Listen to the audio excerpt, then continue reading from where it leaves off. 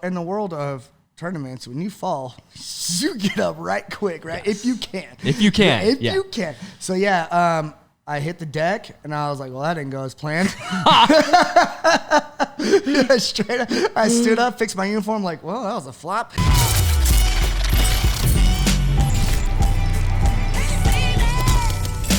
What's up, guys? Today's guest is a world-renowned tricker, martial arts competitor, and the owner of Evolutionary Martial Arts. Please welcome to the JAMCast, Mr. Josh Durbin. What is up, everybody? Travis! What is up, dude?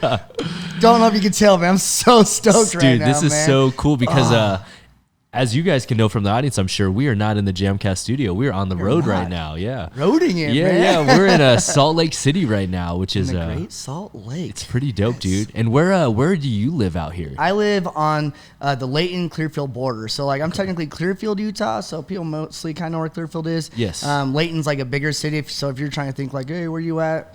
If you call it Layton, Clearfield, it's all the same thing. How many minutes from Salt Lake City is it? It took me like 22 minutes to get here, so it's nothing. So not too far. Nothing but a breeze down the highway. That's bro. crazy, Simple. man. And at what point did you make the move to Utah? Because if for as long as I remember, you were in Colorado for some point, Yes, right? sir. So, I spent a lot of time in the CO. Yeah. I moved out to the great state of Utah in February of 2011. Wow. And what was the reasoning for moving? Was it to open the studio and transition? Or? It wasn't to open the studio. It was actually to help run another studio. So during my competitive years, I was actually sponsored by a studio that was out here. It was called Pinnacle Martial Arts. Yes. Pinnacle Martial Arts brought me out for a few summers to run their kicks and trips, summer camps and all that. So I'd come out and do a week-long summer camp, teach them how to flip and do creative and extreme forms and weapons. And at the end of it, always on the weekend, there was their city event, kind of like a carnival days type thing. Yes. And I would perform with their students that I taught and demo team and everything. Then I'd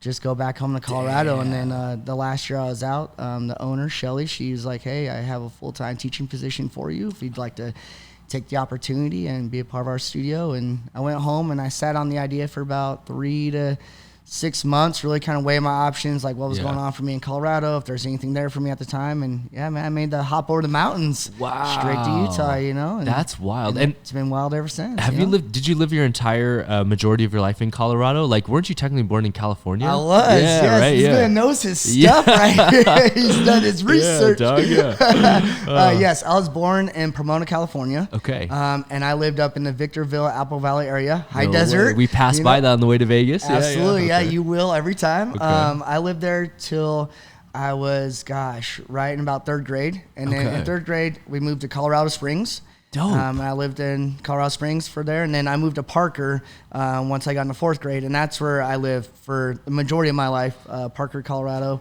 up until I graduated out of high school, a couple years, and then over to Utah. I mean, we did move back to California in 8th grade. Okay. And then right back to Colorado. My dad's job kind of moved us like that. But where's Parker in relation to Denver or Colorado Springs? Because I know Colorado Springs is an hour and a half from Denver, right? Yeah, so I'm pretty much that midway point. Oh, dope. Yeah. So in the middle of it both ways. Exactly. That's crazy. Yeah. So it was great, man. That's kind of cool, man. And honestly, those are both cities that nowadays in 2020, they're considered some of the top 10 cities to live in the U.S. Absolutely. Which is crazy. For sure. And you're right in the middle. And now, as far as movement's concerned, it's a mecca for parkour. You got all the Apex gyms. Nuts, man. All the tricking groups are out there now and stuff. Colorado's heavy. It's crazy. Shout out to Colorado. Y'all are heavy out there. Heavy hitting. What was the scene like back when you were growing up, though? Was it as big as it is now, as prevalent, or was it just wasn't growing? as big. Honestly, it was so spread out in a sense. You kind of know, tricking back in the day, it wasn't even tricking, right? You had kids in their studio doing Sport extreme kicks, karate. and stuff. Yeah, sport karate. karate. So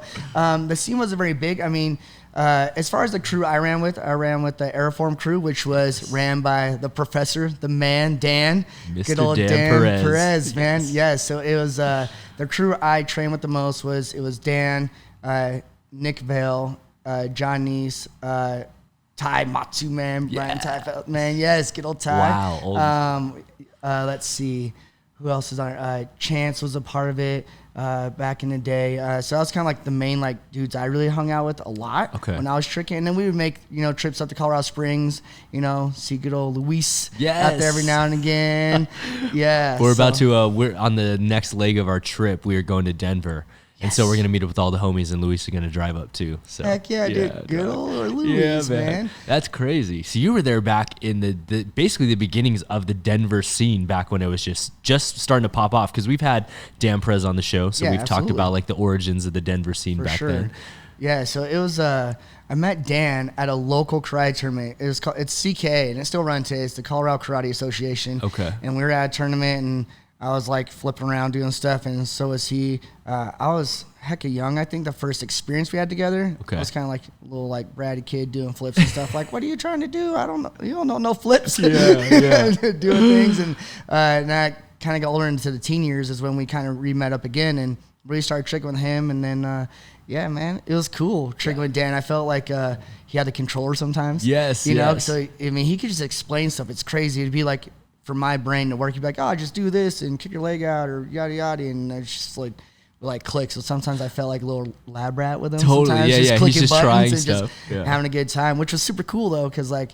That's just the level up process, and he'd push me, and like Nick would be there. So like when Nick's going in, I'm going in. Everybody's just going in. It was crazy, but yeah, it was very cool, very awesome group. I know your style was obviously influenced by your martial arts background because like it's been as part of your life the entire time. But was your style at all influenced by Dan's discovery and development of CMA? Because one thing I noticed about some of the trickers that tricked with him was you guys did hit a lot of vertical axis variations that a lot of people overlooked. Yeah, so I definitely say it's both. I mean, in the competitive martial arts world, back when I was competing as a kid, it was like the standard of if you did katas, you had to throw kicks in there. Yes. Like it was even like written into the criteria of the rules at certain tournaments or certain leagues, like, hey, you have to throw at least 3 kicks without putting your foot on the floor. You have to do at least some type of jump kick variation. So it's kind of like a thing, like if you're going to be in a martial arts tournament, you have to show martial arts skills. So like, yeah, like all your tornadoes, skip crestings, 540s, cheat 7s, real 7s, like all that stuff was kind of like the norm. Yes. That you kind of got as your basics. And then, working with like Dan, I mean, he took everything from like, you can do it here. You can do it here, Papa. Yes, you can do it here, Papa. You just got to change your bias. Like, if you can do it like this, there's no reason you really can't do it like this or like this. Totally. You just have to change up, obviously how you do it. There's some workings there, but if you have the basic idea, like, it can totally work out. I just got to ask from someone that was on the outside, but seeing Dan at the time, was he always able to do everything on both sides, or did you watch the journey progress? It was crazy. There's times I saw him like learning things on the opposite side, but most times like it'd be so technical. Like Dan's that man, dude. Like he really is. I know he has like a bat cave somewhere, man. Like I know Dan has some secret like bat cave trampoline thing going on. You know, like he'd show up and whether on a grass session one way then the other way, like it was hardly ever like you would really see him like struggle. It was kind of like all of us, right? If you're like together, you're kind of like, I don't want to struggle right now. You kind of want to pull it off. But, I mean, there'd be those times where we would just all be eating the dust very often, Dan doesn't like falling. There are some times like we'd be at dust, and he's got some years on me, so he's definitely like, yo, woo-woo, falling's not a good time for this guy. Cannot be doing it, exactly. But, yeah, for sure. But I definitely saw a little bit of both sides. Mainly, though, like if he was trying to throw something on the other side, you could tell he's totally confident. Yes. And if he threw it, it was like, dude, 90% this boy's gonna land this like right now, which is the illest to see. When he came to Jam and started taking over our program, he would trick at Jam obviously every day, and it was funny. I would get a text from him when he's like, dude, I fell today. Yes. I'm like, you fell one time. That was the event today. Yeah. He's like, I fell today. I messed up. Oh man. That's crazy, man. So before we talk about some of the stuff that you've done in tricking and about current day, like kind of set the stage for people. When did your martial arts journey officially begin, and when did you start formally competing on like MBL and stuff like that? All right. Okay. Here we go. Taking it back. Yeah. Back in the day cafe right now. Yeah. I started martial arts at the age of 4.5. Okay. And I started up in that Victorville, Apple Valley area because that's where we were living at the time. My mom was a waitress at Denny's, and her best friend, her daughter did karate. And she's like, hey, I think your son might like this because I was the kid at home watching Ninja Turtles, jumping off couches. I mean, my first exposure to like cool martial arts stuff, and one of my favorite films was Jackie Chan's Rumble in the Bronx. Yes. That man doing all his own stunts, jumping rooftop to rooftop and all that. And I was like, yo, I want to be that Jackie, man. I want to do some karate like that. So she threw me into it, which I'm surprised I made it because like my first week I was the karate kid, I was like scared. My instructor just scared me for some reason, man. You got there and were like, I don't know. Like my idea of karate and what karate was when I got there, like was totally different. Totally. So but I made it through that little like rough patch, and I started competing at like 5.5, so pretty much a year after I started doing it.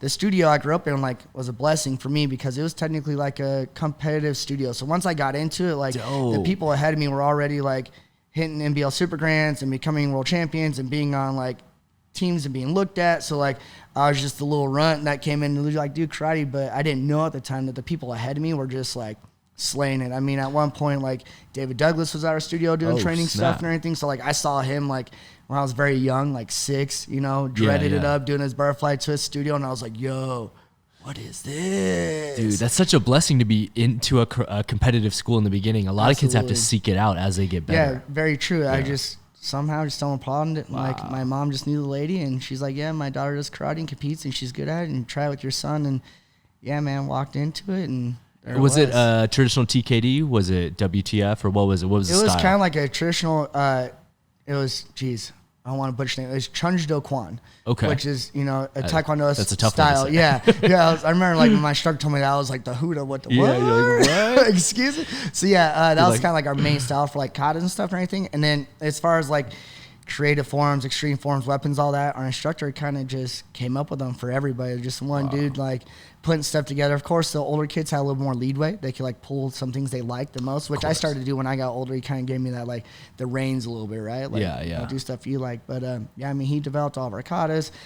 He developed like our music. The man would hand sew competitive uniforms for us. Like all of it, man. Holy like crap. If you see in the old videos of me wearing sequin uniforms and stuff, the man sewed them together. Yeah, like so. I mean, he was like in it heavy, on the competitive martial arts side and traditional martial arts side. So that's crazy, man. And so, at what point did you get exposed to tricking? Was your first introduction within the karate school? Then just adding elements. Yeah. So my instructor actually had a lady who taught gymnastics. Oh, and cool. she'd come to the studio once a week, and she would teach all of the competitive kids, pretty much everybody doing gymnastics. So, nice. I mean, as far as like gymnastics side of karate, I mean, I was doing aerials at like 6, back handstands at 6, whips at like 7, doing Arabians at 7. So like she was just like in there because I mean, being in the karate scene, if you want to win a creative division, that's what it was called, like open musical or whatever the old terms back in the day. Yeah. If you're going to have any chance in that, you kind of had to do something different. Yeah. And then, I mean, as far as like exposure to tricking, I mean, I guess I was tricking when tricking became a term. Pretty much, yeah. It's kind of when it came around when they started doing extreme kicks contest, kicks and flips contest. We're talking about the 90s, guys. Yes, exactly. Yes, we are. We're talking about the 90s. was the term. So, I mean, the big exposure to that is when I was seeing people like higher level than me, like doing different stuff. So, I mean, the kind of like the blessing to go back of me being in a studio with people older than me doing stuff. I mean, I kind of like that VIP pass, right? So I went to a tournament, I can hang out with like the older kids on my team who are like competing alongside like Daryl Lewis and, Ben Brown and Alex Davidoff and like all these like crazy people and Tarati, all of them. So like even when they're like in their teen years, like 12 to 14 and 15 to 17, I was the, 8-year-old kid kind of going like monkey see, monkey do, like, oh, what? I don't know what that flip is. It looks like a tornado kick on a different axis, which is being like a raise now, and I'd be in the studio like just flipping my body around. So that was kind of like my exposures. I got gymnastics at a young age in my studio to help with our karate routines, and then seeing different like kick stuff and everything just came from the open circuit. Like, oh, okay. And then like luckily people in my studio knew some things. Like there's kids that were doing fulls and like stuff, and it was like, man, that's cool. And hitting 540s and everything. So I kind of had that exposure there, and I got to see other stuff when I went to tournaments. And like, oh, that's cool. And just watch it. Monkey see, monkey do, man. It was karate all day. I'd go into the hotel room and be on that mattress, just like just bouncing. My mom would be like, knock it off. I'm like, nah, I gotta just learn saw this stuff. I'm telling you. Dude, I'm so jealous of you, man, because I was raised in a traditional kung fu school where my parents like were the owners of it. So like they didn't even have a kids program until I was born. Yeah. So like I'm super jealous of people that went into a school where they had like other teenagers ahead of them that they could look up to. You know what I'm saying? Yeah, I was definitely lucky in that retrospect because just got placed in a place that just did it, So dope. It was awesome, and it was good for me. I'm just glad I made it through, and my instructor saw some in me because, like I said, that first like week, man, I was just like a mess, Totally. I was a mess. At what age did you start competing then? So my first tournament, I believe, I was maybe 5.5. Okay. It was Cecil Peoples tournament. Wow, I know Cecil, man. Good old Cecil. A lot of people don't know Cecil Peoples actually is a judge for UFC and MMA matches around the world. Yes, and he's got People's Kimpo Karate, which is all over the place. I mean, they got a bunch of schools out in Colorado, schools in California, schools in Texas. I mean, great program. Yeah, but good old Cecil. He was my first tournament in a high school gymnasium, hardwood floor. Yes, I remember vividly because my upbringing, like they like to bring it up. My first tournament, I did my kata. I was a shy kid, so like I barely introduced myself. I did my form and I like ran right out of the ring. Like I didn't bow in. You didn't wait for skirt right out of there. Like I was done. And then I mean, I didn't really place, but the teammates around me were heckin' nice to me and everything. So and I just kept going because I mean, trial, right? You gotta get through it. So was there a moment that like clicked in your head when you took things a little bit more seriously? Because at a certain point you were kind of like a fixture on the NBL circuit, so like you were hitting up all of the tournaments. Yeah, absolutely. So it started getting serious when I obviously started getting like better at doing things. So like when I was kind of like started becoming like 7 years old, and then like kind of getting out of that beginner division. Like I started kind of winning the beginner division after my first like year of like trial and error and like messing up. And then like I started getting better and winning, and like I wasn't so shy anymore. I wasn't so scared. I had to go through like that breakthrough moment. Of course.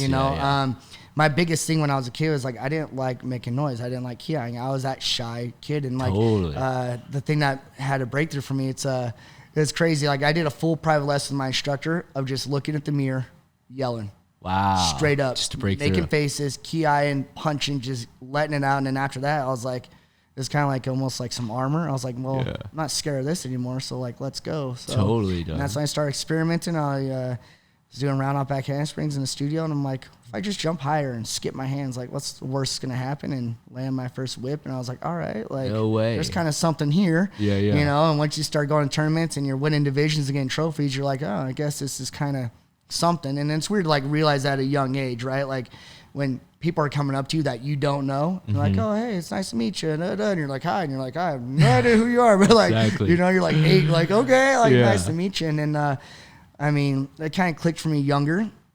My first year in the NBL as a black belt was just a dud. Wow. Like, because I mean, you can slay it in underbelt divisions. But black belt's a different animal, especially when you're going to like super grands and going to these tournaments that have like kids that you've never seen before, from like the East Coast and stuff. So, I mean, underbelt divisions were hard, but manageable. My first, year, it's got to be at least my first year for sure. Maybe first year and a half in NBL as a black belt was a hard time for me. I mean, I was getting beat. I wasn't winning anything. It was kind of a gut punch, you could say, like to go from like winning and everything and then just getting, and you're just like, yo, all right, but you don't quit, right? So went home and worked really hard, and then within that next coming year, 2001, was pretty much the best super grands I had. Got 5. Yeah. Oh man, this guy. Come on, my dude. Okay. All right. I should have known. Five titles that year. Stuff. I know. Yes, exactly. So 2001, 5 world titles.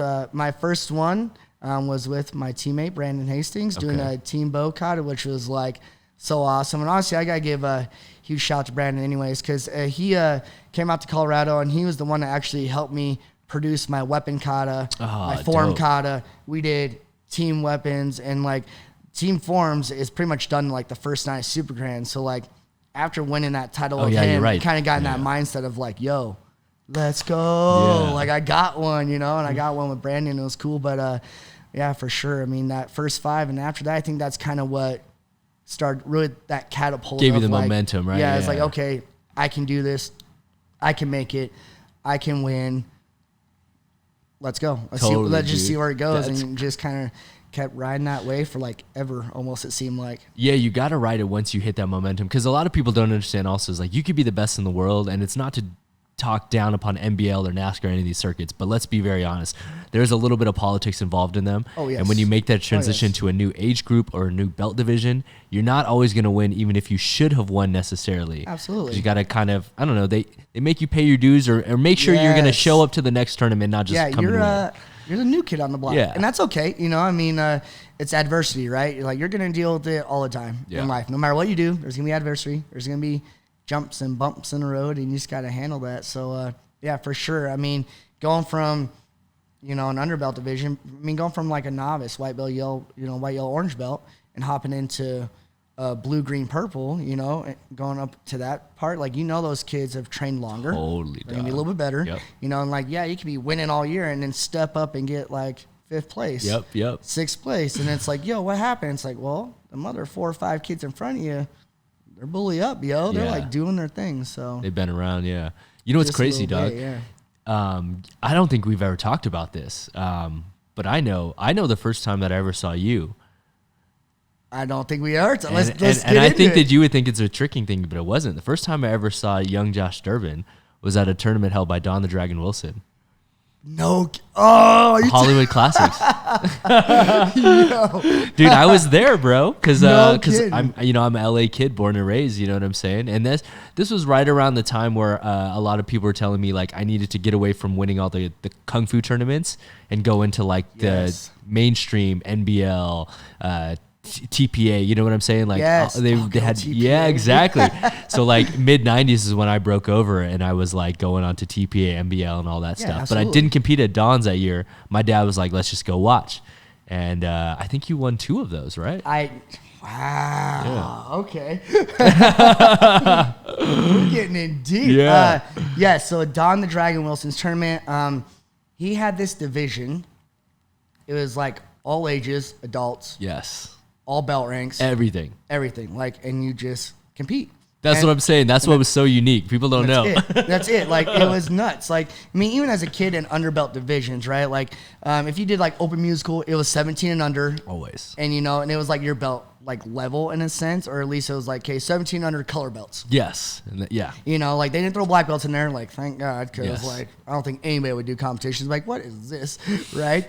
So yeah, it was like that. It was adults. It was everybody. It didn't matter what age you were, what belt color you were. You competed. Yep. And yeah, the first time I did it, I won. Yep. Which I was okay. I think I was 7. Yeah. This is 7. It's 97, 98. Yeah, I think. I was 7, maybe 8 years old.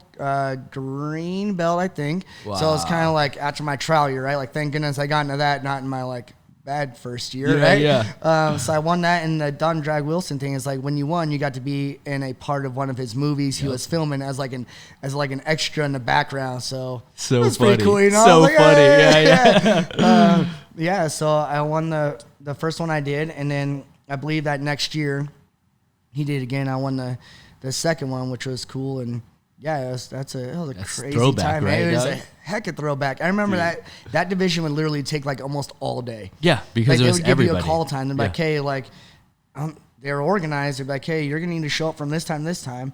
And I remember what was it? It was, was it the first one? It was either the first or the second one. I got done competing, and they're still going. I was at the pool, man. Hours. Hanging out, and they're calling me out of the pool, yo, Josh, you won. You got to get in there, man. I'm swimming around, just looking. I was huh? My mom's get out the pool. I go in there drenched in a towel, way. I'm here. Yeah, you won. And I was oh, cool. That's crazy, dog. Yeah, I wanted to know if you remembered that tournament because I distinctly remember because it was like you said, open division. Yeah. Super long ago. It was nuts, man. There's tournaments like that where there's been times I fell asleep during a division. Totally. Because so many people. Yeah, so many people. When you draw the last card, right? They're oh, you're gonna go third to last, and there's 40 people, and it legitimately 40 people totally. In a division, and they wouldn't split. They just ran it, and you're just sitting there just. It could take because you guys got to think a forum, including the presentation of hey, my name is Josh Durbin representing. It could be a minute to 2 minutes per person. Yeah, exactly. Yeah, you got 40 people. That's an hour and a half, guys. Yeah, it's nuts, and they have to score them and everything, and deliberate. So I remember being woken up 10 people down from me, hey, start warming up, just napping out, on the side. So, but yeah, Don the Dragon Wilson, man, that is a throwback, right? That is a throwback. Yes, I remember that tournament. It's one of my my parents, one of their favorite tournaments that I competed in and won, because I was kind of one of the staples at a young age, right? Winning something like that is definitely a staple on the resume of things you've done in competition, right? So to win that is at its time was one of the biggest things I believe, at least that I could do at my 100%. age, you know, because I mean, as a kid in karate, that's not a black belt, there wasn't really much for you. I mean, there was, and I'm thankful for everybody that threw tournaments, you know, and I mean, you always wanted the biggest trophy. Yeah, of course. And the biggest prize, right? Yeah. But some as far as like, hey, you could be like an extra in a movie. Like just to stand in the background, like totally. It's cool. Like, you know, you're like 7 years old on a set, just like, hey, and I was like, hey, I won that tournament, right? Yeah. That's crazy. So at what point did you make the transition to, you know, for lack of a better term, to the big boy realm where you started making it into Naska tournaments? Good old Naska. Okay. Yeah. I was, I believe, 15. Okay. Maybe. First Naska tournament I did was New England Open. Oh, wow. So you traveled to the first one. Yes, I traveled there with the Weaver clan. Oh, shout out to the Weavers. Yes. Shout out Weavers. Yes. So I traveled with Tyler. I'm not sure if Riker went to that one, but I know Tyler was there, and Stephanie, his mom. And we went together. Tyler at that time, I believe, was already on Team AKA, representing Sharky. But yeah, that was my first like tournament I went to, and some people kind of knew me because there's like some crossovers, right? People that did like some Naska people transition. So like some people knew me, but like I was unknown to like I'd say 90% of the Naska circuit. Totally. Which was good for me, I think, which is kind of great because I just kind of came into the division. You know, it's like, oh, there's this new kid, and you know, I was blessed by Sensei Sharky. He's an awesome dude. He let me rep a Team Sharky uniform. No way. You know, and I think you know, we just had a little pull in that. And I appreciate it. Thank you. Yo, shout out to Sensei Sharky. Yeah. He's mentioned on this JAMCast so many times. Oh man, well deserved. Yeah. We'll get into it. I've done the boot camps. Yes, well it is awesome. You know, so yeah, I got to wear his uniform. Was cool, and I think that's kind of what helped with my first exposure of like that first tournament in my name, because people were like, yo, who's this Team Sharky kid that no one's, because usually people kind of know, right? Like you competed in Naska, and then you kind of get, you're either part of his studio or like you're from a different studio and they know you're working with them, and like no one really knew me. So I just came out of nowhere, Team Sharky uniform on, and did my cut. I didn't place awesomely, which is okay. You know, I mean, that's kind of, you know, the Naska thing. Like your top four that are seeded are pretty heavy hitters. Like, I mean, we talked about politics before. Yeah, very true. Like there's some politics in there. I'm not going to say that it's so crazy. Like it is hard. Like don't get me wrong. Like Naska is hard. You have to pay your dues. You have to work hard. And if you're in the top four seeded, like you're doing something right. Yes. Like not to be rude, right? Like you're doing something right. Like you got some skills. So I didn't place awesome, but there's definitely, I made a good impression because they're like, oh man, this kid's got some skills. I needed a lot of work though. Okay. For sure. Cause I mean, the way I was competing in NBL compared to Naska is a lot different. Yes. You know? So, I mean, I had to make a good little transfer of how I was doing stuff. It was better for me. But yeah, that was my first tournament, New England Open. Dang. I was like 15. Crazy. It was awesome. Yeah. Wow. So dude, I mean, we got to talk about it. The famous, infamous video, and the most infamous thing probably that I'll relate to a Naska tournament was and this was on Flash Pop 69's channel back in the day.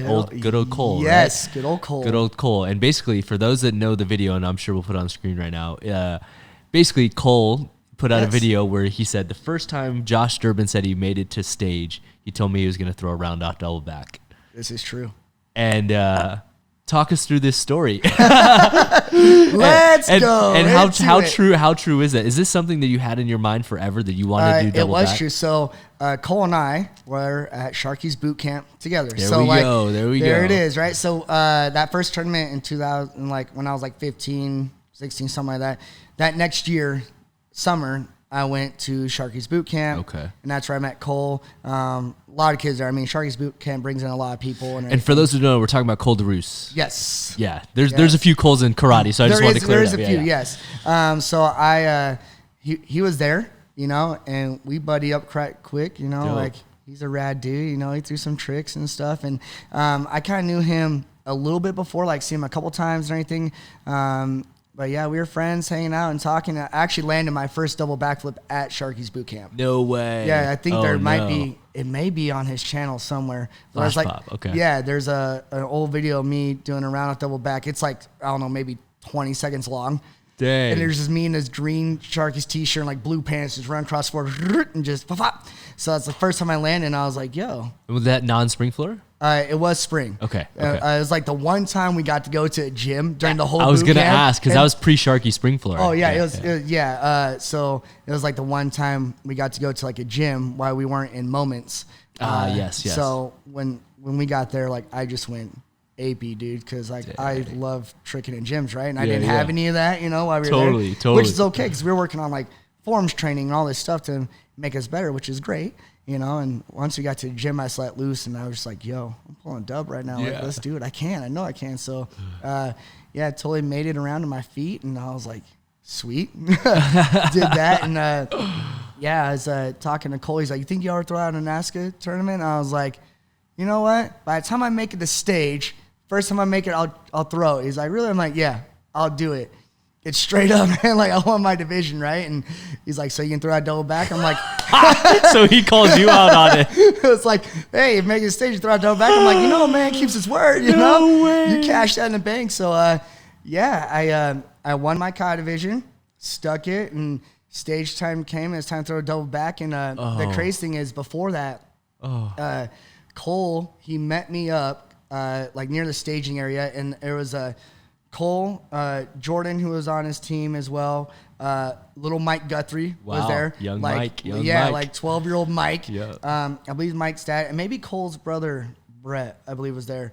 And we did like a whole little circle thing, man, talked about it. Dope. You know, they did a little prayer circle for me, yo, keep this guy safe, which is protect him. It could have been one of the reasons I didn't snap my neck, maybe. Didn't land on my feet. Yeah. But yes, I mean, as far as the story of telling them, like, straight up. So Cole pretty much called you out and was like, yo, you got to do it today. And in a respectful sense, like, yo, you're making a stage, you're gonna try to double back, and I was like, I'm here. So my question for you was this: after you had landed at Sharky's, was double back a move you had gone home and continued to practice over time? It was. Okay, so you had been throwing them. Yeah, I was on it. And so where I opened up and where I fell straight out of the sky onto my head, normally that's where like my opening point would be. Yeah. And I would just come right around to my feet. I was doing it on spring floor within 2 steps. So I would go step, round up, bop. Bop, bop, bop. So I was training it, and I was hitting it on grass within like 5, 6. So like I was like constantly getting into it, and it just wasn't my night, man. I was gonna ask if you had landed them on non-spring floor, but you had. Yeah, I was actually training because after I hit it at Sharky's, I was like, dude, this is BA, and I don't know, like being like in Naska, you want to be like hitting hard moves and doing tricks. Like I remember, I don't think I was one of the first ever, but like doing like my extreme kind of going butterfly twist, cork, and going cork, hyper cork, like just pushing that limit of like doing things like that, like doing multiple sets. And it's like, okay. Totally. And when I hit double back, it was kind of like that adrenaline drug of like, yo, I can do this. I don't think anybody's ever landed at a tournament. I was just going to ask. I don't think anyone's ever done it. I don't know if anybody's stomped it yet, though. I was at Compete Nationals before they shut everything down earlier this year, and there was a guy who threw it in his kata, and he made it to like all 4s, I believe. I didn't see it, but I like heard about it. Did start his form? Yeah. Wow. Straight up. Gosh, name slips me at the moment. I could pull up the IG and get out there. Shout out to you, homeboy. Like I know if you see this, he was hecka close. But yeah, dang. I mean, I don't think anybody's landed yet. You know. So I mean, yeah, someone will though. Someone will. Damn. So someone will. Here's what's crazy to me though, and for everyone that knows the story and has seen the video, you land on your neck. Do you realize like, oh, I just necked it really bad? Are you disoriented because you stand up and you continue your form? Yeah. So in the world of tournaments, when you fall, you get up right quick, right? Yes. If you can. You can. So yeah, I hit the deck and I was like, well, that didn't go as planned. Straight up, I stood up, fixed my uniform, like, well, that was a flop. Not gonna bow out, still need to do my kata. And I was hecka dazed for sure. There was like a video out there at some point of like my actual form, and you could just tell like Durbin is not home, bro. Like there. Lights are on, but there is some dazed and confused. So yeah, first half of my form, I was a little out of it, finished it. And then, people in the crowd were like, try it again. And I was like, well, okay, can't go any worse than it did the first time. And I made it a little bit farther. Let's not counter, right? But I didn't land on my head the second time. But yeah, so I was definitely a little rocketed for the first little part. But yeah, you know. That's crazy. Shook it off-ish. How far shortly after your form did you do that second attempt? Was it after the division ended? So right when it got done. Okay. Shout out to Austin Crane. Because I was competing against him because he won like the underage division stuff. So he was like that guy. So got to compete against young Austin. Okay. So yeah, obviously he won, landed on my head. Duh. Easy decision for the judges for once. Right You know? No politics on that one. No politics on that one. Absolutely not. Yeah, he won, and then after we bowed out of that, it's like people were like, "Yo, let's do it again." No way. Went for it and second shot at it, got a little bit closer, still a fail, not to my feet, and I was like, "All right, that's enough dubs for one day. I'm done." Yes. I'm gonna go chill with all the friends and hang out, and yeah. So that is hilarious, man. That's hilarious. And so, how long did you officially compete on Naska before you hung up the competitive, belt, so to speak? So I competed in Naska up until 2009. Wow, so a good amount of time. So I did it for a good 3 to 4 years or so. Because I did it for the full, 16 to 17 division. So I was 16, 17, and I was, 18 and 19 competing. So I did it for a good few years, and within that time frame, I was on Team AK for Team Sharky, and then transferred to Team Pro Rank. Yeah. Yep, which was just heavy with a bunch of killers at that time. I loved it, man. I loved it, him with Marcel and Marcel Jones. Mackenzie Emery is a young one on there, Hans at the time. Shout out. Shout out. So yeah, I did it for a good long while. I kind of hit a good majority of my goals in Naska. Once you get to that adult point in competing, it's time to kind of weigh your options, right? What should I do with my martial arts and stuff? Do I keep competing and win some stuff and some prize money, which is cool and everything, or do I, get into the stunting world and head out to LA, which people kind of just started to do that. Yes. It wasn't huge, but it was starting to kind of happen. 2009, pretty much. It was kind of starting to happen. Yeah. I remember my first exposure to that I was at a Super Grands because I was doing kind of the double. I was doing both NBL and Naska at the same time. Yeah, totally, which a lot of people don't. They pick one usually. Yeah, I was doing both, and I was at Super Grands in gosh, where were we? I think we're in the San Diego area, actually. Santa Clara or something like that. And I remember Kim Do hit me up about a Britney Spears tour thing. No way. Oh, yeah, the circus tour. Yeah. Luke Brolick ended up doing it. He did, because, we saw him there trying out for the dancing. It was the one and only time I got to be at White Lotus. No way. Because we made a little demo there, actually, yeah. Wow. Yeah. Holy crap. Yeah, so I got to see White Lotus once. Dope, I wish I saw it more in my way, time. Dude, but that's crazy. Yeah. So we got to do that. But yeah, as far as the Naska time frame, it's pretty much a good 4 years, and going off those goals, right?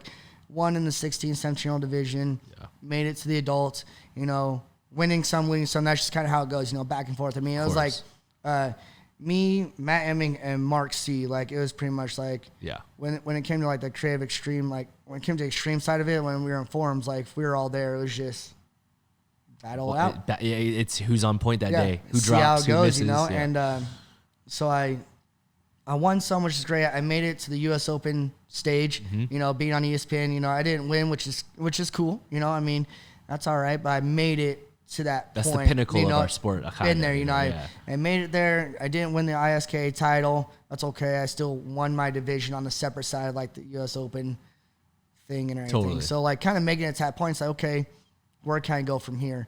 Yeah. I can make it to the U.S. Open stage again. Cool. Could possibly win it. Cool. Could chase that, Or, maybe I'll kind of split off and tone down my competing side of it and start training and teaching and go the business route side of it. And that's kind of where my path just decided to split. It's let's go karate, because that's what I've done since I was 4. It's what I know, and I know it pretty much, at least I think I know it best. So it kind of brings us full circle to where we started the conversation, which is when you got the opportunity to eventually come out here and run a school and stuff like that. Yeah. And that's kind of where it went. Which is kind of crazy. So for those that don't know, one of the reasons why I wanted to have you on here, besides obviously talking about like your incredible contribution to the sport and, you know, talking about your past and stuff, which is we got to reconnect at a gathering called Trick Different, held in Colorado Springs. Trick Different Quattro. Yes. Shout out to Luis, the man. Out. That was an event. That was fun. It was dope, man. But what was cool about it was not only did I get to see you trick for the first time in forever, which blew my mind, where I was like, dude, he's still throwing down. Thank you. But it was cool because you and I got to go out and have a lunch along with Matt Milhone at the time. Yes. And I think it was really cool to like actually see a different type of discussion at a tricking gathering. Because back in the day when you're younger, you're just there vibing with your homies. You're partying. You're getting crazy. You're throwing down tricks. But this time we broke away to have a lunch as school owners. We did. To talk business and numbers and strategies. The old men were like, "Hey, we're gonna leave these kids to their festivities. They got their music blasting. Go do your dub-dubs and trips, and we'll be over here. Go home now and play your loud music. It's giving me a headache. I need me some quiet space." Yes, man. That was it's kind of crazy how that transition. You know, I love tricking. Totally. I'm all about it. I still do it to this day. Yes. You know, I mean, that's the kind of the, for me, like tricking myself, like is longevity, you know, like how long can I keep my body to move?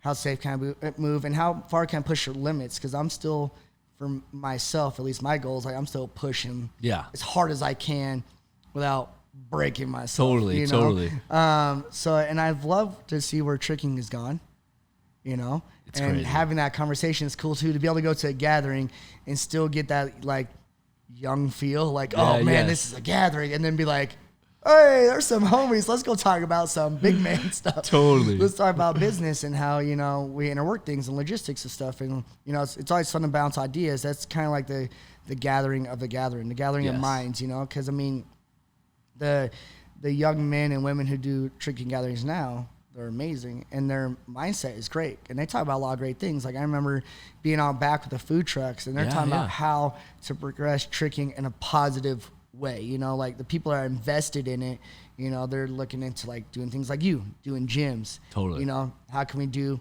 more professional events? How can we give back to our community of trickers, you know, without just, you know, our brands, but having things that can be run as like tournaments with like payouts and like sponsorships. Like, so there's there are young minds in the tricking world that are like hungry for tricking. They love it, and hungry for the business side of it, which is cool too to see. It's like, okay, we got a lot of entrepreneurs in the building right now. Yeah. Which is amazing, you know? It didn't always exist in our community, so it's definitely cool to see some people starting to pivot, or at least be more aware of what's possible and what's necessary also. For sure. Because like you said, you got to a point in your life where you basically had to make the decision, like, what am I going to do with my life for a career or for like longevity of existing as a person in society, you know? Yes. So how did you make that transition from teaching at a studio to eventually making the decision to open your own? So pretty much, like, long story short, I was teaching to help run a studio, and then my business partner now, who's also teaching there together, we had, you know, ideas and things we wanted to do and things that we could do to make an even better martial arts studio. Okay. We had the ideas, we had the want, we had the need, and we didn't have like full support of like ideas we wanted to do in-house. So we were just like, you know, like, let's shoot our shot. Wow. You know, let's break off and do our thing. Like, no hard feelings to anybody. Business is business, you know. And that goes with anything. You know, sometimes if you feel like you gotta shoot your shot and do your thing, you know, totally, you just gotta do it, right? It's your life. You only got one chance at it. You know what I'm saying? You can't be bound by other people. Know? So we were ponied up together. It's like, okay, let's open this thing up, and you know, we know how to teach because we knew how to teach karate. We've been doing it. You know, we know the ins and outs. I mean, we're pretty much like managing studios. Like, I mean, the unknowns there weren't really too unknown. I mean, you know, it's just some paperwork you gotta figure out. You know, like, hey, get yourself your accountant. Yeah. You know, for your taxes and stuff. You know, get like your business license. Yeah, all that. You know, which is pretty easy to do. You know, I mean, you can search that up on Google, and I mean, it's simple to figure out how to get your business license and all your papers and all that. Totally. And so, I mean, we got that side of it figured out that we didn't kind of know exactly. Okay. Right. And then, like, open it up, man, find the space, throw the mirrors up, throw the carpet down, paint it up, and There you go. There it is. Dang, and that's cool. And I know from someone that's opened a gym before that like it's easy in regards that like anyone can technically do it as long as you put in the time and get the resources. Exactly, yes. But at the same time, I also know it can be a huge pain in the ass, and it's not as easy as everyone thinks. Being a business owner in general is definitely a lot more difficult than being an employee sometimes. Right. It's easier to show up, get a guaranteed check as opposed to run something where you literally can lose, you know. There's definitely can be more stressors involved. Totally. You know, and and that's totally it's one of the perks that comes, or not perks, I guess you could say it's a con. Yeah. That comes with the perk of you having your own like baby, right? Totally, your own like thing, yeah. right? You know, like there's great things that come with it. There's some stressful sides to it, you know, at times. But you just kind of roll with it. And the nice thing is, you know, the buck stops at you, or like, you know, myself, my business partner, right? It starts with us. Someone has like a question, comment, concern. You know, the nice thing is our word is our word, you know, like what we give back and what we feed back is what goes out. And, you know, we get to put our ideas in. And if we fail, you know, we fail because it was our fault. Yeah. Right? You know, if like we do an idea and it didn't work, well, no one to blame. No one to blame. It's like, okay, well, let's take that idea back. Let's deconstruct it. Okay, this worked good, that didn't work good, and let's do it again. That's the beauty of it, is you're in full control of like your future in a sense and how things are running to an extent, you know. Yeah. When COVID came around, that was kind of one that threw a wrench in the mix to where, you know, that's like throws in that you're not fully in control of what's going on around you. Yes. And that's because there's some like regulations and stuff, so we had to adapt to that for sure, and everything. So I mean, that's one of the few times where you're not totally in control for a moment of time. It's been frustrating, man, because like literally, I don't know about you guys, but we're not allowed to be open even right now. So yeah, they opened you guys up and immediately like shut you guys back down. Yeah, we were open for like 3 weeks and they shut us down. Man. So we've been closed for 4 months now. Yeah, are you guys open, or how are you functioning? We are open. So we got the word to shut down. It was March 15th or 16th. Yeah, same as ours. And so we were shut down from them all the way up through April. And then we were able to open again come May 1st. No And we've way. been open ever since. Now we had to adapt, you know, because it's all based off, you know, numbers and everything of how many people we have in our studio. So we had to look at our studio. We had to adapt it to make it work. So that way, you know, everybody is safe, you know, staying more than 6 feet apart. I mean, that's like the regulations. You have to have 6 feet. We decided to go, you know, 8 feet for every student on the lines or anything where they're at, because martial arts is movement. So we want to make sure everybody has at least another 2 feet of space on both sides of them before the next person's even like there 8 feet away from them. That way, when we're moving as a group, we're still keeping that distance and stuff, you know, sanitize stations, all that and everything, you know, one in, one out. So, I mean, we had to adapt a little bit. I mean, that's us as martial artists, right? That's a discipline. You have to adapt to your surroundings. Yeah. And it's what it's what we're taught. Dope. That's cool. At least you guys are still able to function. Have you seen a drop off in numbers because of COVID, or is it still? No, and that's pretty the good? nice thing. It's been pretty awesome. steady. It's been pretty good. I bet people want to go do stuff because they're just tired of being stuck. Yeah, so that's kind of like the blessing too, right? Like a lot of things have been cut off, and our kids that do martial arts, you know, I'm thankful for all our students and they love us, which is great, right? Because they love martial arts and they want to be there. Totally. You know, so that's the nice thing is there's not a lot of things going on that our students can do. I mean, they can do, like other sports are getting started. You know, like they're kind of starting to do soccer a little bit and football and everything, but karate is still always there, and they're always there with us, which is nice, you know. So, I mean, it's that one constant. They're like, hey, we know this place is here. We know this place is safe. We know our senseis are going to be there, and it's kind of like that safe space in the world of unknown going on, right? Well, at least I know I can go do karate. I can get some energy out, and I'm going to be around people that want to see me, that are happy to see me. You know, like every day we see our students is a great day. You know, every day that we're open right now is a great day, and that's because we know we're helping them, but honestly, they're helping us. You know, our mental side of it, you know, keeping us happy is knowing that they're in that building every day, kicking and screaming. You know, kicking, screaming, laughing, having a good old time. So that helps during this, you know, crazy time of things are going on, is, you know, our students are here and they're doing stuff and supporting us, and we're supporting them. So it's a beautiful thing. It's great. Hell yeah. And I'm asking questions about the gym just because I know there are a lot of our viewers out there that are starting to get to that age in their life where they're trying to figure out, like, what am I going to do? Am I going to try to go to college? Am I going to try to start my own brand? Am I going to try to open a studio? So it's good for them, I feel like, to hear these other business entrepreneurs within the tricking and martial arts community and seeing like how they did it. So when you opened your gym, was it self-funded? Did you get a loan? How did you go about doing that initial startup cost? So that's probably the biggest first part. startup cost, we did do a loan. Okay. SBA loan.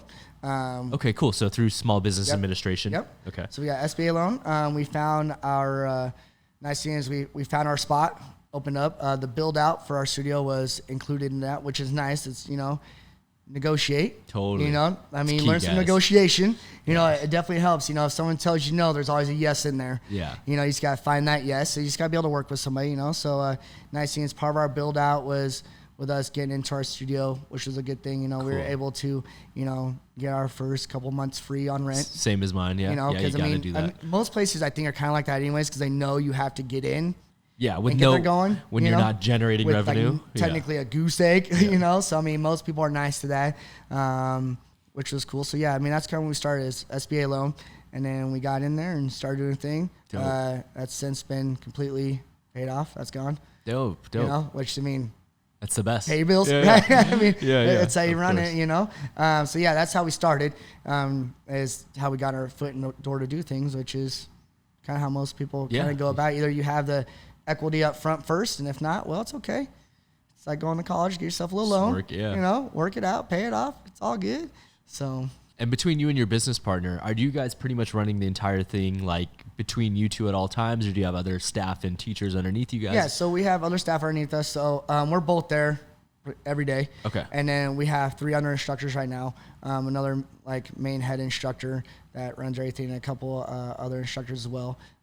Teenagers, we hire our own black belts and stuff, so they're like in high school, like sensei, I want a job. I'm in high school and I don't want to flip burgers or anything. So it's like, all right, I'll let you, if you want to hang out with some kids, let's do it. If you're all right teaching kids how to do karate, let's go. So there's the 5 of us. So myself and then 3 other instructors, or myself, my business partner, and 3 other instructors. So it's not a crazy big operation as far as like people in the building, and that's just because we don't need that many. Yeah, which is nice. I mean, you have 2 instructors per class at every time, which is totally great. Sometimes you have the 3 and one of us at the front desk if need be, and I mean, super smooth. That's dope, dude. Smooth. And so, like, are you guys more focused on kids programs, adult programs, and like how many days a week you guys open teaching? So for right now with COVID and the restrictions, we operate on a 1-day and a 2-day week schedule. Okay. So we have students that can come once a week or twice a week.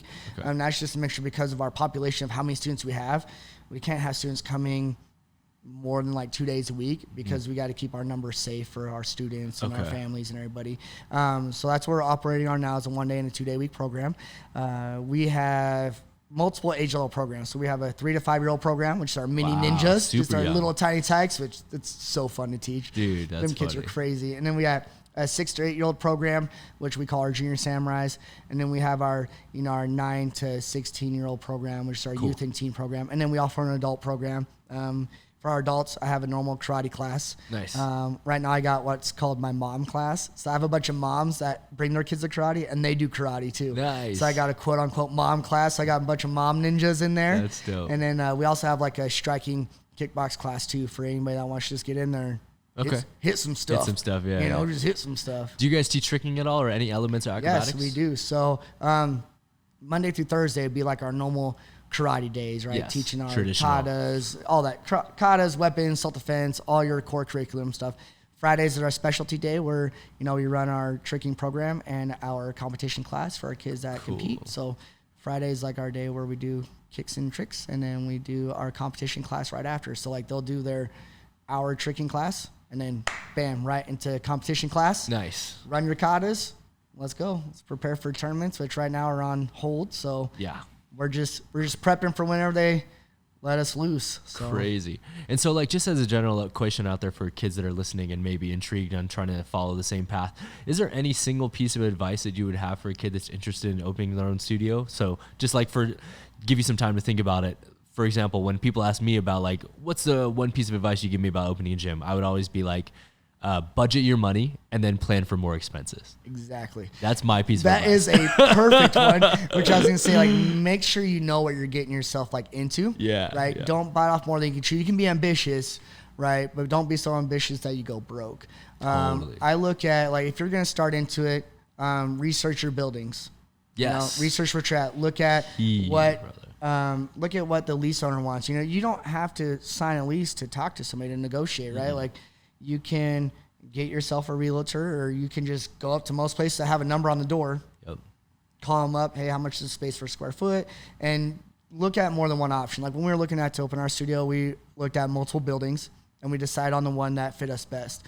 And honestly, a lot of times location is key.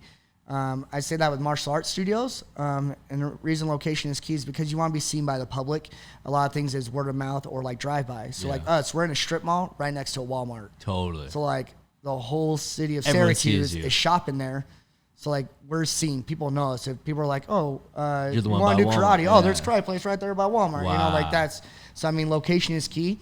Try to find, I guess, you know, the best location that would suit for you, and definitely in your budget. Yeah. For sure. I'd say another piece of advice is think of it as also like your life, right? Like almost like not living outside your means and stuff, you know, Totally. like, okay, Yeah, like, you know how much you make in, like, okay, this is how much I got for rent, bills, you know, food, fun, all that stuff. Yes. That correlates right over, which that's the way I see, you know, running a studio is like, okay, that's just my life again. Okay. Yeah. This is how much I make. All right. This is how much needs to go out for rent, bills, expense, and everything. And then, you know, stack cash. Yeah. In savings. Kids, it's great. Yeah. You know, have your rainy day fund, you know, for sure. To pay your bills on time, you know, like always. I mean, it's just all simple stuff in life that you got to do. But yeah, I mean, having a savings is great too, because you never know when pandemic hits. COVID. You know, having some savings is good to use and everything like that. And then flipping over. But yeah, definitely look into your spots first. Same thing you would say. 100%, have your budgeting, have an idea, be prepared for it to cost a little bit more, for some hiccups in the road, because nothing is ever going to be perfect when you start. Especially your first time. You know, and then definitely make sure you are honed in on your craft, right? Know what you want to teach, how you want to teach it, your schedule, have it out there. That way when you start running, you start running. Hell yes. And you're good to go. Yeah. So at this point, man, obviously you're focused on the business. You're a married man. You know what I'm saying? Yes, like, sir. How often are you still training personally and tricking per week? Per week. Yes. I try to trick at least once a week. Okay. At least once a week. If hard session, like full out. It is. My once a week is always a hard session because it has to be. Yeah. Is it what? So let me ask this question: is it once a week because you need to recover the other days, or is it because of lack of time? No. Yes and no. Exactly. Yeah. So that's kind of like the time I get to do hard sessions. Is pretty much if I hard session, it's gonna be a Friday or Saturday night, or it's gonna be a Friday night or like a Saturday like morning time frame. I find myself in my old age tricking better earlier in the day than later at night. Me too, dog. I am becoming the sleepy old man. The lights start to dim and I start to sleep. Dude, like me and Bailey were talking the other day, it's like 9, 10 o'clock. We're like, all right, dude, I'm going to start winding down. Yeah, I'm going to bed. I do at least a hard session. I try to once a week. Cool. The only time that doesn't happen is, you know, if business stuff gets in the way. Which, if that is what it is, I mean, that's just life. So every now and again, like we do special events, you know, if that's booked on the Friday or Saturday, that's what I'm doing.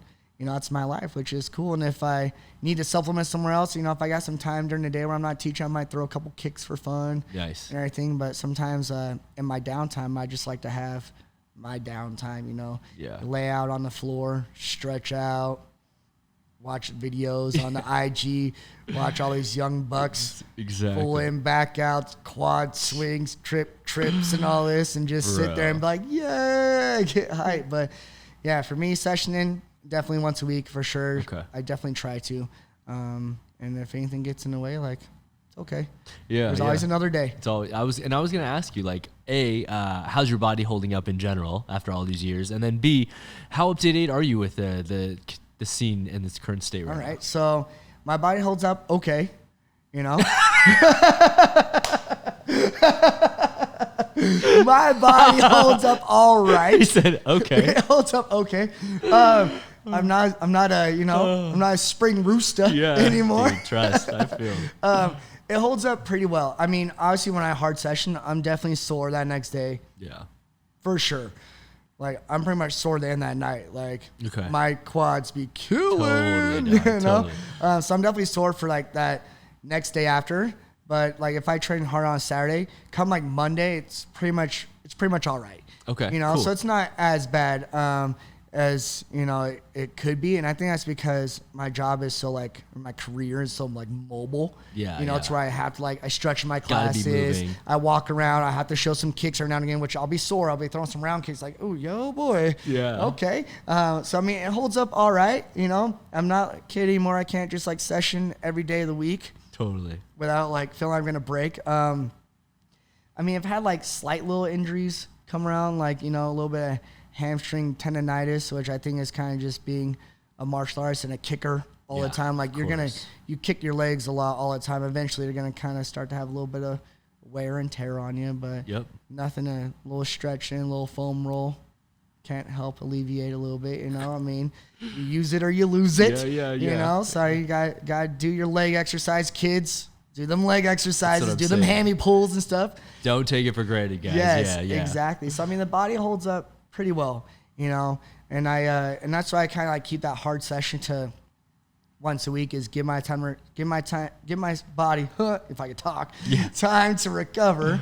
That way I can keep doing it, because, you know, like, yeah, I could find a way to do it all day, every day. Like there's time there where I could do it, but it's like, hey, what's my body limit? You know? Like, I want to do a hard session a week and like go in.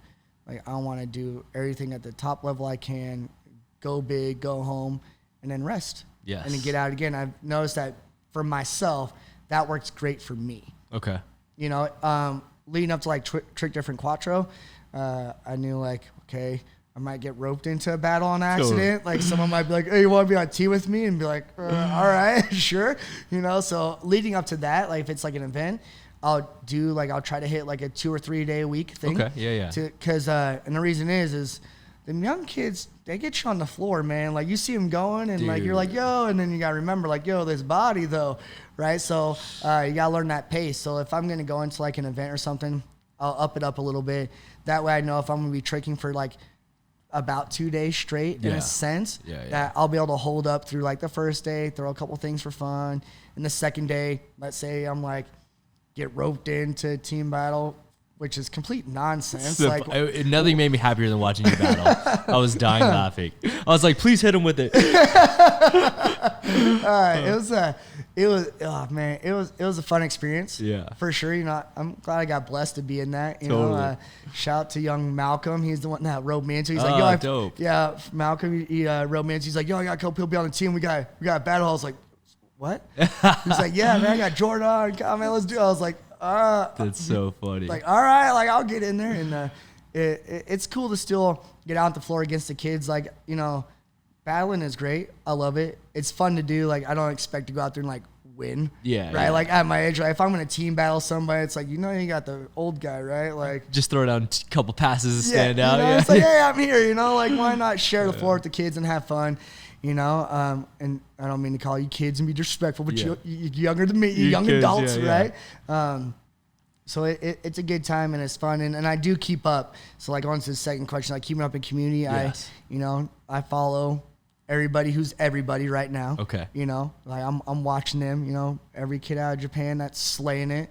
Everybody that's, which is all of out them. in the UK slaying it. Yeah, all of them, right? Yeah. So yeah, I follow everybody. I mean, and I even follow our old homeboy friends, you know. Yes. I still watch Danny and Anise and Jeremy. I still keep up to date, and Kyle on what they're doing in their personal life. You know, like they're on set and they're doing things. Not only do I follow all the guys that are tricking and pushing and winning and everything, I follow all the old goats. Dope. As well, you know, because I like to see what everybody's doing. You know, I like to see the young guns pushing it and doing things and getting hype on them and commenting. Like, I love it. I'm all about it. And it's crazy seeing, you know, the goats of their time pushing their careers and making that paper, and I'm in there too. Like, yes, like let's go. Like, so wild. Go do them stunts. Dude, it's wild. I remember back when there wasn't a scene in Asia, and now I look at the guys in Japan and China, and I'm like, oh, they're about to take this entire game over, guys. It is awesome. Be careful. It is awesome. It is cool to see, and I love it. I love it, and I love that, you know, tricking is a little bit more open now to the masses, which is great. It is. And it's also, there's a little bit more knowledge there, and there's a little bit more acceptance too. You know, which is great. Not to say like back then it was a little bit more harsh in a sense, but I mean, it was definitely competitive. But there came a time where there was like, you got to kick. Yes. Or, you know, oh, you're just twisting. And like, there's like that battle there. There was tension for a while. You know, there was like some tension, and like, I understood it. You know, like I could see both sides. Of course. You know, but I was a dude that I was in the background going, I like doing both. I like to jump and spin. It's a good time. You know?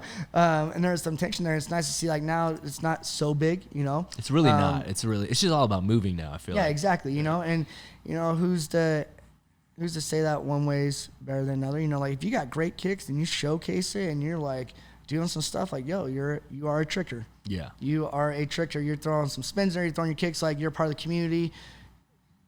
Yo, respect. Totally. Right? You're in there. Twisting, power moving it up, yo, respect. You know? Dog, you know, you just hit your first butterfly flip, respect. You know, and exactly. I try to be that guy too. Like I don't get to go out to gatherings much. I never did when I was younger either. I was kind of just like that in the shadows kind of thing, you know. But when I go to gatherings, I like to be the hype man for everybody, you know. Yeah. The dude throwing 100%. Down hardcore and the dude just landing his first B kick. Yeah, like, you know, that because you never know, right? That support can go. It could be the first trick in the whole journey. I mean, it's kind of like breaking into the sport of tricking is very scary, I guess I could say. Totally. For somebody, you know, it can be very intimidating. Yeah. Because like you see these dudes and you're like, yo, like, will I ever be able to do that? And like your exposure right now is the kings, the goats, are like these kids killing it. So you go searching tricking and you got quads and trips and dubs and you're just like, let's look at something else I want to get into. Or, you know, I'm sure that the appeal is there though. You know, the hard work to get there is a long road. So, totally. I mean, anybody that looks to get into it, like I can see it being intimidating, but the nice thing is if you got people around you that are motivating and help you out, you know, it makes it a lot better because you don't know who the next Jose or Johan or Mike or, you never know, bro. Or who's going to be, you know. I mean, you never know who your next, like, Ramses. It's going to be your next Velu, you know. Totally. You don't know who your next Scotty Skelton's going to be, you know. You don't know, and because it all starts somewhere. So I just like to be that guy that kind of hypes everybody because, you know, why not? 100%. You know? We're starting to get to that point where we're seeing like generational kids like come up. Like there's a kid that used to go to White Lotus back in the days named Corbin Reinhardt. Yes. We met him when he was first learning how to do any flips. Now he's a sponsored athlete on Tempest Freerunning, and he's a character on Ultimate Tag on Fox. There we go. I'm like, okay, I remember when he was learning how to flip at my gym. Exactly. You know, like this is insane. Exactly, you know? It's cool, and that was going back to Trick Different Quattro. That was a very cool thing of, you know, doing that. And another shout to Luis for like, you know, having me be out there, you know, like a guest. And he was like, man, let's be a guest. I was like, for what? Who's this guy? Totally. Who's this old piece of dirt, you know? And totally. That's the cool thing is, you know, talking to all the guys and meeting people and, you know, it was cool to see like generations. And the funny thing is when you trick and someone comes up to you, man, like, you're good? Yeah, like this really cool, like old school style and flow. And you're like, yeah. Because I am old school. I am, you know, like your style a little old school, man. It's like, well, I was born and bred in that, you know. Much love, thanks, props, appreciate it. And it's a cool thing it was cool to hop in the scene of all the young guns and be there, you know, and share the love and the floor with them and kind of almost be the unknown, right? Like, like some people like knew, like the Colorado people that knew me from back there, and most people are like, who's that guy? Who's this guy? Yeah, totally. You know? He's like, oh. He was like, oh, he's the guy laying on his head. Like, yeah, I'm that guy. That's hella funny, Josh. Oh, that's hilarious. But yeah, I keep up and I love it. Yeah. You know, to me, it's what pushes me to get in the gym. You know, like I want to put my old man clips out there. You know, I want to see, you know, people see my stuff and I want to see their stuff, you know, and I am old-minded too. I do hoard clips. Yeah, I'm of course. Like, this is for me. Maybe I'll release it later, you know. I mean, because I was like in our generation, like you held for samplers. You held for samplers, and you also like held until you saw people live. Sometimes it was a different time when we. That was kind of part of the competitive side of it too. Is like, and luckily I mean, I'm not sure if it would change a little bit competitive wise, but you know, like I never owned my own camera. I never filmed myself like I'm lucky enough there's people around me that wanted to film me doing tricks. Like the reason I have a sampler, like, and I really only have one sampler is because of Dan Perez. And the reason I have that sampler is because Jeremy Marinas pulled me into a sampler battle with Jefferson Lewis. So funny. So really the only reason I really have that like sampler out there is because it kind of got like roped in and everything. But yeah, like kind of hiding your stuff was kind of having that thing in the pocket, because then you show up to a tournament and it was in your routine. Like nobody knew what you were hitting with. And now you can still that same way, right? Like you could release it the day before, right? Like let's say you're going to a tournament and you release that stuff Friday morning, you're competing Friday night, your competition might slide on that and be like, oh, I gotta up it one. Snap. Yeah. Okay, you know. So I think if, you know, social media was like it was back in the day, that's kind of how I would play. You know, like you'd put your stuff out there for fun, and like there's something coming up, be like, oh no, I'm gonna pull back keep a little these for a second, you know, and then you could release it, you know, out. But yeah, it's kind of funny. I just interviewed a guy who his episode came out last week. He's on Ultimate Tag also, and he's like a parkour speed competition winner. When you go on his Instagram, he has 0 speed runs of him, and I was like, yo, it's kind of weird. You just have like training clips of you kind of just like jumping around. He's like, I don't want anyone to know how fast I am. Exactly. And I was like, oh, it's good to see there's still some guys with the old school mentality out there. Yes, you know? that is that's good. You know, there's nothing wrong with showing your skill. Not at all. You know, and nothing wrong with hiding your skill. Yeah. You know, I mean, when people ask like, hey, what big moves you making next? You'll see. Yeah, you'll see. Yeah. You know, you'll see what's kind of going on and everything. And yeah, it's that, and that's a cool side of it too, to, you know, be able to show off and not even like show off, but show your skill. Totally. Right. Yeah. And be like, you know, here it is. Here's what's at. You know, I land this new thing. What's up, boys? Where you at? You chasing? You coming with, or what? Are you going to be left in the dust? Exactly. You know, which I see that as a new competition now, right? And it's like competitive and at the same time non-competitive, because you have people that's like, me, never gonna trip quad, you know, like just not in the cards like, anymore. Triple full, like I'll hit that every once in a while, but like anything above that, like, yo, Papa likes his knees and his ankles the way they are. They making me money standing on them. You know, I'm not looking for a blown out or anything at the time. Totally. Well, I mean, it takes us a week to recover from a session. What about an injury? I'll see y'all in 3 years. Yeah, exactly. For sure. So I mean, seeing people throw their stuff out there, it's awesome. It's a blessing, you know. It's great that how quick things can go up, because I mean, back in the DSL days of having to, you know, download a Byling sampler, and it took more time to download the thing than it did to watch it. Yeah. And you're still not watching it on like good quality, right? Yeah. So, we're talking 360p, like. Oh man. Yeah, it's crazy. The days. So, but it is awesome. It is cool to see. Hell yeah. I love watching everybody get out there, you know. Anybody that throws like a follow pretty much at me, I'll pretty much like follow them back, because like it's like, dude, like, you know, oh, what you working on? Oh, you know, you're working on your aerials and stuff, your beat kicks, your butterfly twists, your sweet, yeah. Let's do it, you know, like it's awesome. That's cool. Dope, dog. That's dope, man. Well, we've talked about a lot pretty much from the past all the way up to current day. So like one of the things I always ask the homies before we get out of here, kind of to give me some insight into like what they're thinking about, and also so we can touch base in the future and see like where we're at. Absolutely. Is the famous question that some have an answer to, some don't, which is where do you see yourself 5 years from now, and then where do you see yourself 10 years from now? 5 and 10. 5 years from now, doing the same thing. Okay, cool. 10 years from now, doing the same thing. Possibly. Simple answer. You know, life is, the only constant in life is change. Yes. You know, true. I want to keep doing martial arts and tricking as long as I can. Okay. That is my 5-year, 10-year goal. You know, I want to be, you know, I'm hitting 31 in November. When I hit, you know, 40, 10 years from now, I still want to throw down. Dope. I still want to be doing kicks and tricks, and, you know, hopefully make it to a gathering. Like, why not? Be like, hey, sick, what's up, young kids? Hey, it's my bedtime now. Sick, I gotta get out of here, you know? So, I still want to be being a part of martial arts, and being a part of martial arts tricking, and being, you know, in that realm. I would love for my family to grow bigger.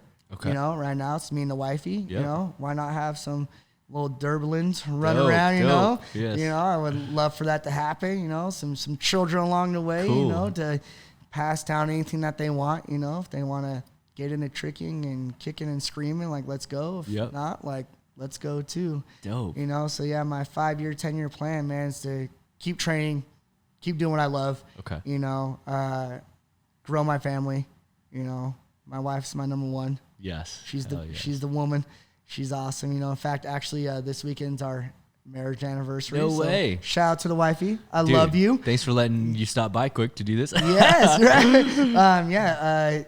2 years of marriage and going on this November, 12 years of actually being together. Wow. Yeah, that's so awesome, she's dude. my ride or die, man. That's wild. Been with me forever and everything, so she's great. So yeah, I'm just, you know, she is part of my future too. So I look forward to spending many more years with her and, awesome, and growing our life. And yeah, you know, karate and tricking will be there too. Hell yes, you know? dude. So looking forward to seeing what happens, man. It's crazy. Like I said, all the way back to the Dragon Wilson class, Hollywood Classics, all the way up to seeing you at Trick Different. You know, it's been a surreal experience, dude. And I'm glad that we got to like finally sit down in a proper arena and talk about some experiences. It's great, man.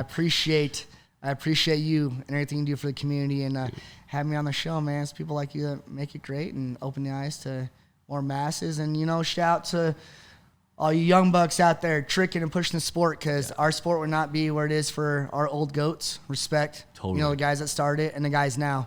And the ladies now, too. Yeah, you know, like it is becoming a fair sport for everybody. And, you know, those who are pushing it are pushing it. So much respect to everybody around pushing our sport of martial arts tricking and martial arts in general, because that's what keeps it alive. Positivity and the want to go. 100, you know? So dude. shout out to everybody doing their work and putting in their dues. Y'all are killing it. Y'all are at least making me proud. You Exactly. know, Yeah, you know, yeah, if it's any consolation, if it's any words, you know, coming from this old guy over here, y'all are killing it, and I appreciate it. Dude, So, hell yeah, man. Well, on behalf of everyone else in the community, thanks for everything you've done for the sport, and Thank you. we're looking forward to seeing what happens in the future, man. So, absolutely. hell yeah. Before we get out of here, can you just look in that camera and let people know where they can stay up to date with your journey? Yeah, absolutely. So I don't post very much and often, but you can find me on Facebook, just Josh Durbin. If you follow me on Instagram, I have 2 accounts. My tricking account is J_Durbin89, and then my karate account for like my studio stuff is Sensei_Josh D. So that's where you can follow me doing all my stuff, brother. Well, guys, as always, please be sure to hit that like button, comment, subscribe for brand new episodes each and every week. Join us every Monday for Jam Breakdowns and every Friday for brand new JAMCast, interviewing influential members of the movement community like Mr. Josh Durbin himself. So with that being said, guys, I got to give a very special shout out to our guest this week. Once more, Mr. Josh Durbin, thanks for coming through. Yo, thank you. I appreciate it. Much love, everybody. Much love.